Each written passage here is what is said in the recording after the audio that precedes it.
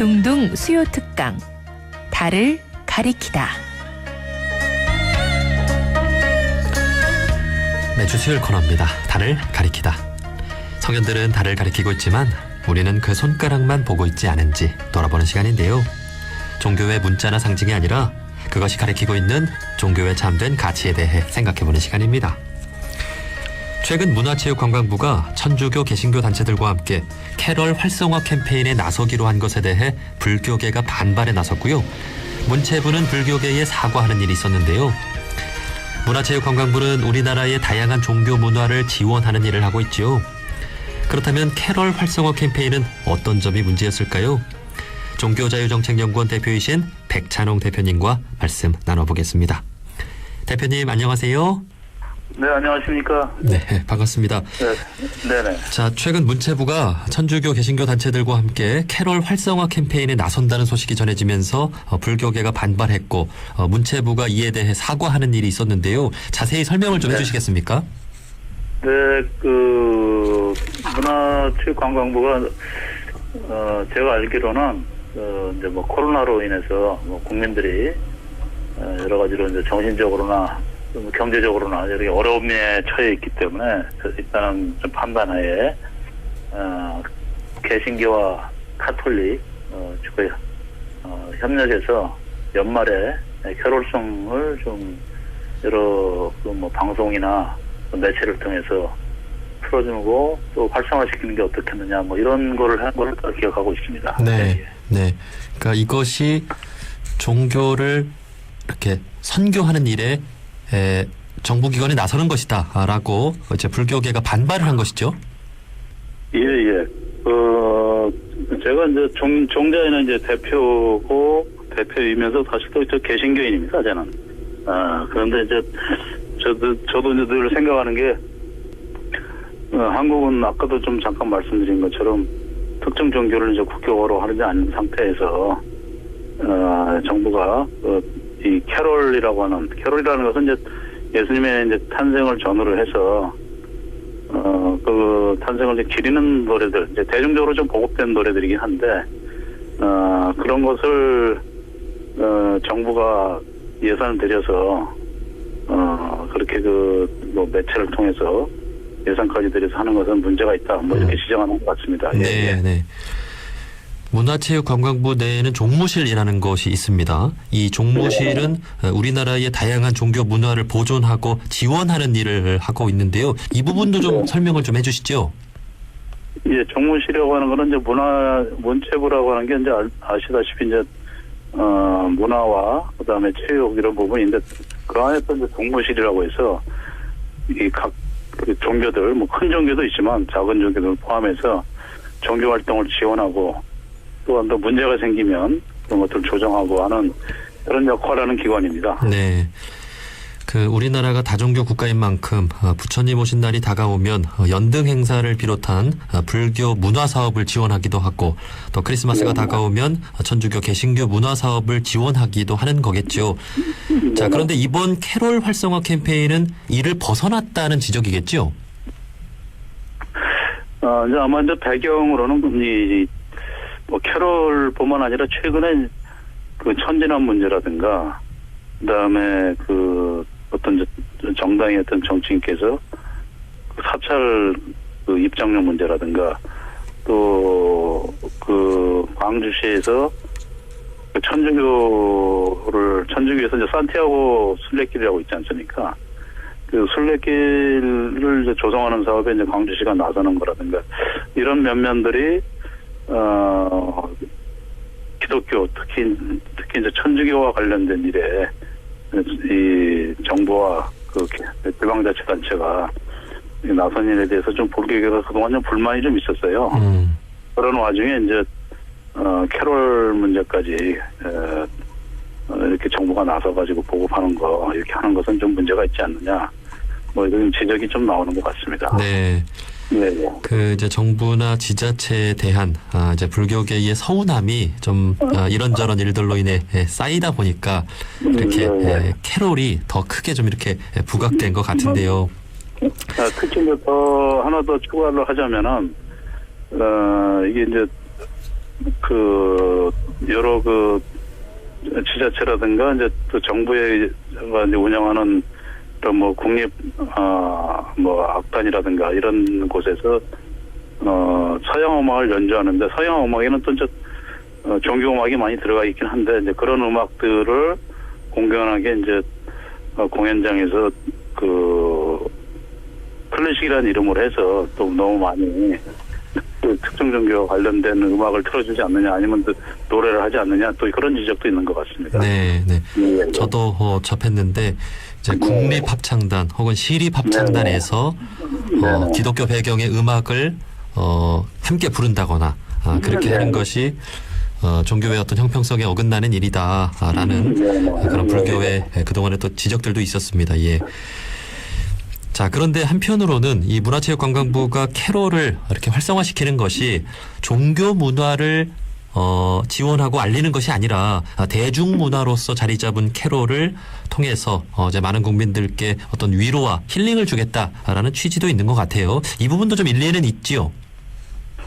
예. 그럼 아까 서두에 말씀드린 것처럼 이제 국민들께서 코로나라든가 또 여러 가지 경제 이제 불황 때문에 마음들이 좀 많이 무겁지 않습니까? 네, 그런 차원에서 캐롤이라고 하는 게 이제 어떻게 보면은 이제 서양에서는 거의 대중음악처럼 돼 있고 한국에서도 또 일부에서는 그렇게 또 생각하는 부분이 있습니다. 그래서 아마 그 문체부 입장에서는 뭐 불교에 지적하는 것만큼 그렇게 심각하게 받아들인 건 아닌 것 같아요. 그래서 진행을 했는데 아까도 말씀드린 것처럼 그것이 이제 그 일반 뭐 협력 차원에서 하면 좋은데 제가 알기로는 예산이 아마 투여된 걸로 알고 있어요. 네. 그래서 이제 그런 부분에서 그 꼭 그렇게 해야 되느냐?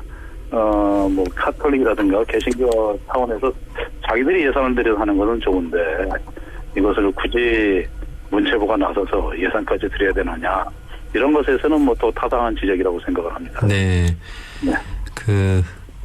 일본의 경우를 보자면 기독교인 비율이 1%도 되지 않는다고 하는데 이제 크리스마스 문화를 즐기고 캐롤을 듣고 하는 것은 일본인들에게 되게 좀 자연스러운 일인 것처럼 이제 문체부도 아마 좀 그렇게 생각을 했던 것 같습니다. 네. 예. 좀 편의적인 부분이 좀 있었던 것 같아요. 네.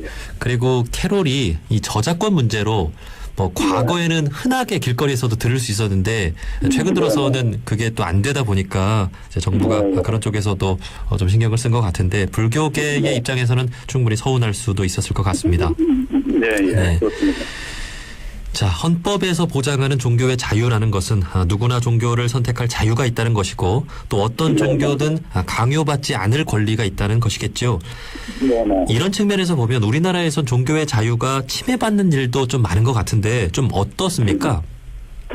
제가 이제 아까 말씀드린 것처럼 제가 이제 개신교인인데 이게 이제 개신교라고 하는 게 특징적으로 보면은 굉장히 이제 사실 오랫동안 지리상의 발견 시기에 굉장히 어쨌든 침략의 이제 도구로서 많이 좀 역할을 했죠. 그래서 먼저 이 십자가를 들고 가서 이제 뭐 사제라든가 목회자라든가 이런 분들이 십자가를 들고 가서 안 믿으면은 또 불신자들이다 이렇게 생각하고 야만이라고 해가지고 그들 무력으로 침략하는데 이제 어떤 그 명분을 제공하기도 하고 그런 부분들이 좀 상당히 있었죠. 그래서 지금도 그런 것들이 그런 선교 방식이 현대에도 계속되다 보니까 불교의 이제 어떤 부처님 상이라든가 이런 부분들을 우상으로 생각하고 그래서 이제 땅밟기라고 해가지고 그래서 뭐 사찰에 무부단 침입을 해서 뭐 예수를 믿으라고 한다든가 또 불상에 이제 페인트 칠을 한다든가 이런 행위뿐만 아니라 이런 거는 이제 민간 차원에 진행되는 거지만은 또 일부 자체에서는 하나님 예전에 이제 뭐 이명박 대통령께서도 이제 그런 뭐 서울을 봉헌하겠다라든가 그런 발언도 하시고 그리고 일부 또 지자체에서는 성시화 운동을 예산을 내서 지원한다든가 이런 행동들이 좀 있었죠. 이런 부분들은 굉장히 잘못된 거고 아까 말씀하신 것처럼 누구나 믿을 자유는 있지만 그것이 공권력을 통해서 강요된다든가 또 그런 분위기를 조성한다는 것은 상당히 문제가 있다고 봅니다. 네. 예. 이제 각 개인이 이제 사적인 영역에서 이웃 종교를 폄훼하거나 공격하는 일도 문제지만 공적인 영역에서 공인이 특정 종교를 내세워서는 안 된다.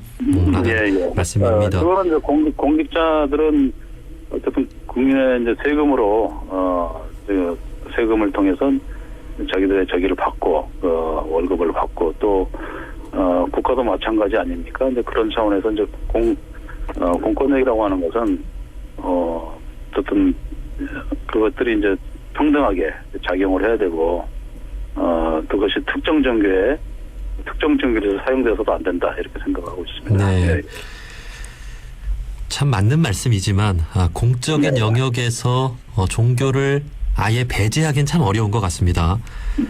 네, 그렇다 보니까 뭐 국가 조창 기도회라든지 또 국회의원들 중에는 또 천주교 개신교인 비율이 많으니까 이분들이 함께하는 어떤 모임들도 또 기독교의 어떤 바탕한 그런 모임들도 있고 또 우리나라의 그 종교인 비율이 40% 정도 된다고 하는데 그 우리나라에서 종교의 영향력이 참 크잖아요. 뭐 그 종립 대학들 또 종립 중고등학교들 그리고 또 종교에 기반한 어떤 여러 가지 복지 기관들 이런 것들이 많다 보니까 또 종교의 어떤 영향력은 참 큰 것 같아요.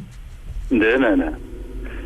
그러니까 또 이제 공적인 영역에서 이제 뭐 지자체라든가 뭐 국가기관이 그렇게 또 종교에서도 편향적인 것도 있지만 종립 그 대학이라든가 일반 또 중고등학교 같은 경우도 미스터 스쿨이라는 이름으로 해서 이 뭐 체풀도 사실 문제가 있는데 그런 부분들을 이수하지 않으면은 뭐 졸업을 못 한다든가 또 복지기관 같은 경우에도 특정 종교 기관장이 그것이 이제 이 지자체 예산을 받고 있음에도 불구하고 거기 직원들에게 종교를 강요하거나 또 학생들에게 또 특정 뭐 교육이라든가 종교 교육이라든가 음악을 부르게 한다든가 이런 행위들이 좀 있습니다. 그거에 대해서는 지자체가 좀 적극적으로 나서서 제재를 가해야 되지 않느냐 이런 생각을 하고 있습니다. 네.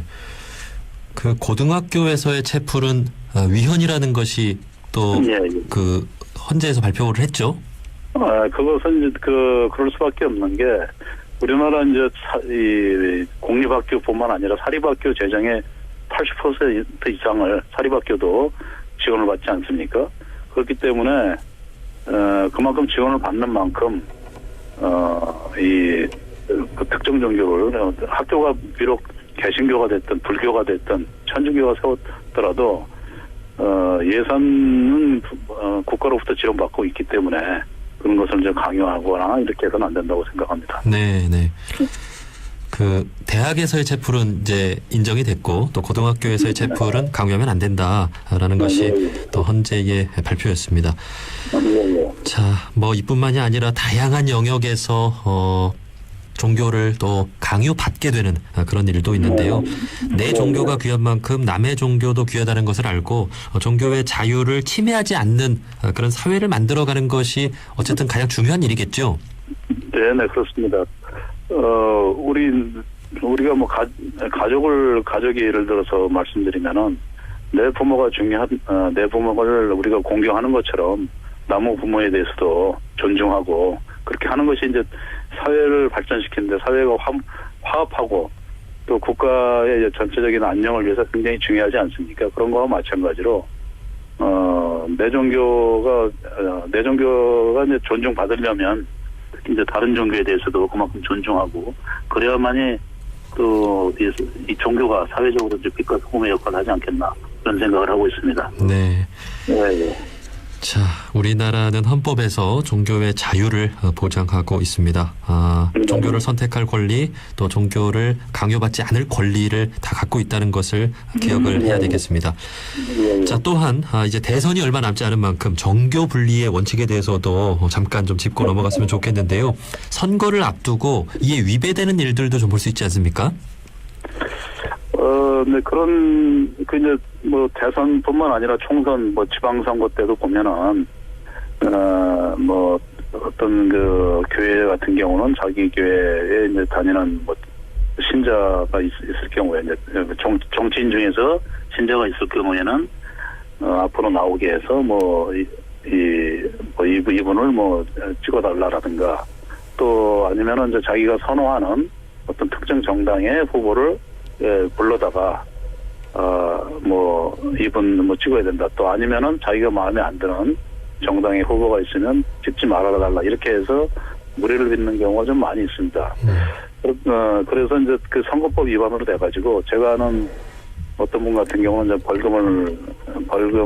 벌금형을 받기도 했는데 이런 부분들도 이제 상당히 문제가 있다고 생각을 하고 그 부분에 대해서는 또 선관위가 적극적으로 개입해서 이 일반 평신도들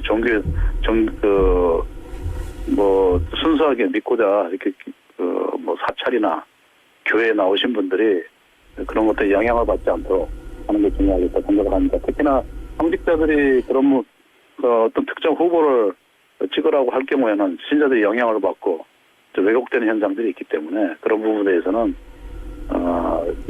선관위 차원에서 적극적으로 좀 개입을 해야 된다고 생각을 하고 있습니다. 네, 그 이와 관련해서도 그 신고 접수를 곳곳에서 받고 있으니까 참 조심해야 되겠습니다. 예.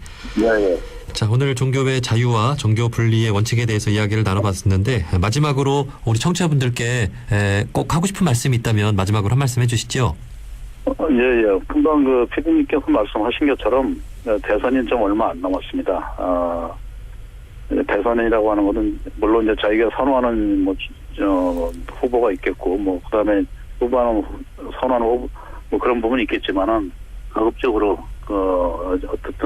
어떤 성직자라든가 특정인에 의해서 현혹받지 않고 스스로 좀 선택하는 그런 좋은 후보를 선택하는 그런 일들이 좀 있었으면 좋겠습니다. 청취자 여러분 감사합니다. 네, 예. 고맙습니다. 자, 종교자유정책연구원 대표이신 백찬홍 대표님이었습니다. 대표님 오늘 말씀 고맙습니다. 네, 감사합니다.